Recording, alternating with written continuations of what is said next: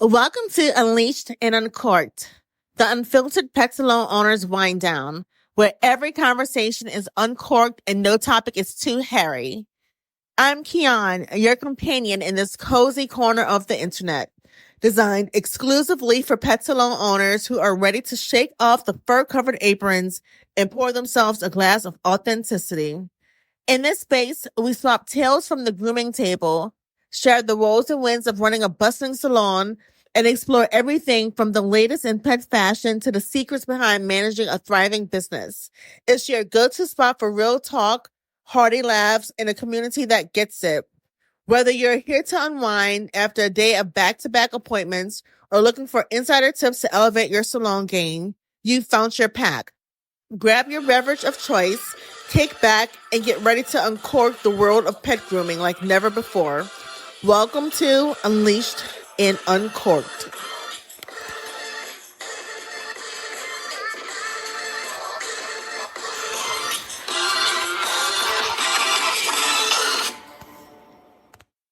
Hey y'all, welcome to Unleashed and Uncorked, the unfiltered pet salon owner's wind down.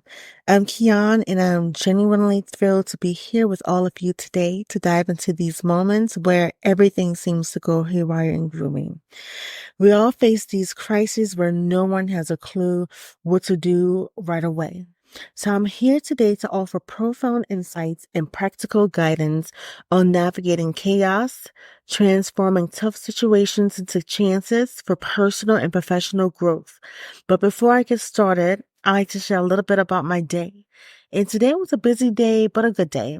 Quite a few medium dogs to do, which kind of made me tired. But we had a new girl that started who was amazing and her energy was good, which makes a big difference in a small grooming salon. Shit kind of hit the fan today when my boss fired this girl and she came to, she showed up today at work, which was weird. And then her parents came to the shop asking for her check, which wasn't done yet. So that was crazy, right? Well, my boss kept her calm as one should and held the day together. And that's what I want to teach all of you salon owners listening, how to stay calm in the midst of a shitstorm to come. And so come and wind down with me. So I remember when I owned Classy Diva Pet Spa, I had these 3 golden doodles that would come in every 6 weeks. And these girls, they were out of control. And their dad would bring them in on the back of his truck. And he had a hard time handling these girls. Anyways, so they come into my shop and I have a push door, that pushes out onto the street, like 'cause I had a storefront. And these girls came into my salon and I had like a counter.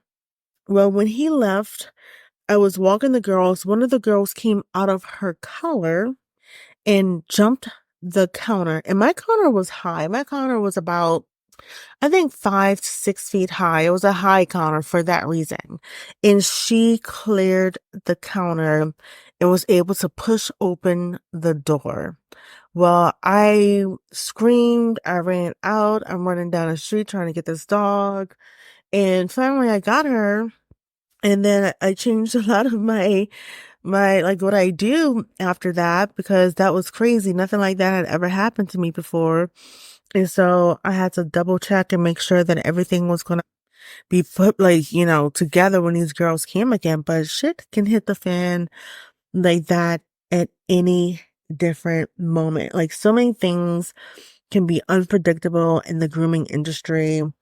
And when you're at work, you just never know what's going to happen, from like a dog attacking one of your workers, to a dog attacking you, to a client attacking you, to some weird shit just popping off for no apparent reason, to you having to fire someone unexpectedly. Anything can happen. So I want to encourage y'all to think about your own experiences with unexpected crises and how y'all handled the situation, or wish you would have handled the situation. Because after that situation happens, you're going to always wish that you would have handled it differently. So let's get deeper. So there can be different types of crises that occur in a grooming salon. For example, what if your equipment fails and you're on your backup clippers already, and suddenly your backup clippers fall and they're out of commission? Like when that happens in your grooming salon to one of your groomers, like make sure that you have some extra clippers on hand just in case for moments like that, because anything can happen. There's also can be emergencies with animals. I know at one of the corporate companies when there was an emergency with an animal, because one time a dog had a seizure on my table. We called the manager on duty to come to the back, so one of the girls will come and get you if you're the salon owner. And there was a binder with all these important phone numbers in it for you to call in case something like that happened. And so you took that into consideration. Like maybe you want to have like accident binder so you can keep track of things like this, like when they happen. There can even be weird moments where shit hit the fans with clients, or a client comes in and she's screaming and fussing at you. What do you do? What are your protocols in order to avoid confrontation with clients who come in like that? Some people don't even think about this, but maybe it's time, like as a salon owner, you have to think about situations like this that can arise. And so some of the current trends in crisis management within the industry includes implementing comprehensive training programs for your staff on when things like this happen. A lot of salon owners don't do this, but I do think that it's a big deal. Like you have to know what to do in a moment of a crisis, because then you freak out and things don't go the way as planned. So have like a crisis management meeting with your team, like maybe once a month. It can be something small. It can be some printouts that you print out in order to educate your staff. At the end of the day, being prepared for crisis can minimize disruption, maintain customer trust, and ensure the safety and well-being of both your pets and the staff. So you want to think deeply about this, because when shit hits the fan, anything can happen. Anything can go wrong. Like it can really affect your grooming salon. So a few tips about this. The first tip, you want to be prepared, like have emergency preparedness. You know, you want to offer advice on creating an emergency action plan for the staff in case something happens and you're not there. And you want to include in this plan steps for different types of crisis and designated roles for staff members. You want to implement training and drills. At the big box salons, they had drills that you would do. I want to stress the importance of regular training and drills for your staff to ensure everyone knows how to respond calmly and effectively in high pressure situations, because a lot of people will not know what to do and they will freak the fuck out. So like some people don't know how to stay calm, but if you have these rules and this crisis management program into place, they'll know how to act and behave. Also, communication is key. You want to maintain clear and open communication with your staff and your clients during a crisis. You want to use digital tools like messaging apps or intercom systems to be more effective. Like I said, once when I was working at a big box company, a dog had a seizure on my table and I knew exactly what to do because they did drills. I knew that I had to keep the dog as calm as possible, have someone page the manager on duty, pull out this red binder with all the information on it on what vet to take it to, even that. And the manager came and asked what happened, and I was able to call the pet parent and tell them what vet that we were taking the pet to. Like it was that simple, even though a major crisis was occurring at that moment.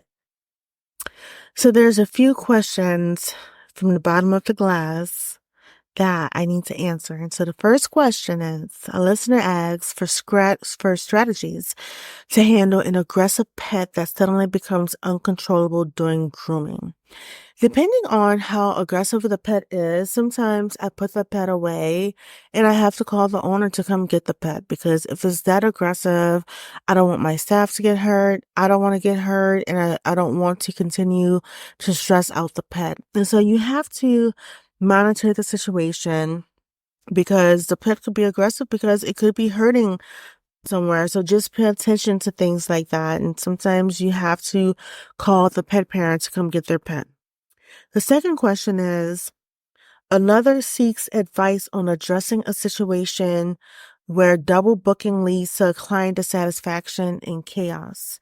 Whenever I double booked a client by accident, I definitely took that client anyways, and I made time for that client because it was my fault. And so when that happens, try to accommodate that client that was booked. Like, try to not make it chaotic, and just stay calm and take the client. And even if you as the salon owner have to groom the pet yourself in order so it's not there all day, do that. Another listener inquires about best practices for dealing with sudden equipment breakdowns during peak hours. As a pet groomer, I was told that you have to have what you're using and two backups. And that helps with a lot of stuff, right? That helps with malfunctions and different things like that. You know, you want to be able to have extra tools on hand when equipment breaks down during peak hours. If your equipment breaks down during peak hours and you have all this extra backup equipment, then you won't freak out. And another person requests tips on managing team dynamics and keeping morale high when a crisis occurs. Well, as the salon owner, you have to keep your cool. You have to, assert your authority, keep your cool, and maintain patience. And that's going to go a long ways. And so I want to thank you all for listening. Like I said, I'd like to recap a few points discussed in this episode. I would like to emphasize the importance of just being prepared for all types of crises that occur. You just never know what can happen in a grooming salon, because anything can happen, and you want to train your staff on what to do in case these accidents or these crises happen, because you don't know.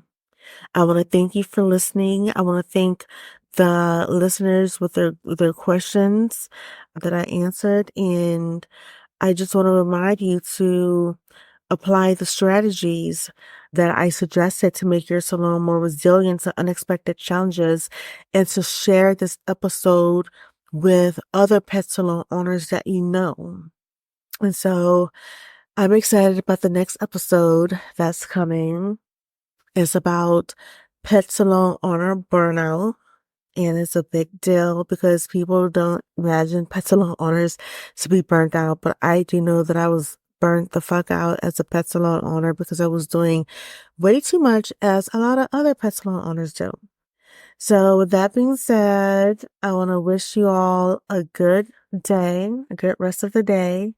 And I will talk to you the next time on Unleashed and Uncorked. Until then, drink your wine and I'll drink mine. Bye now.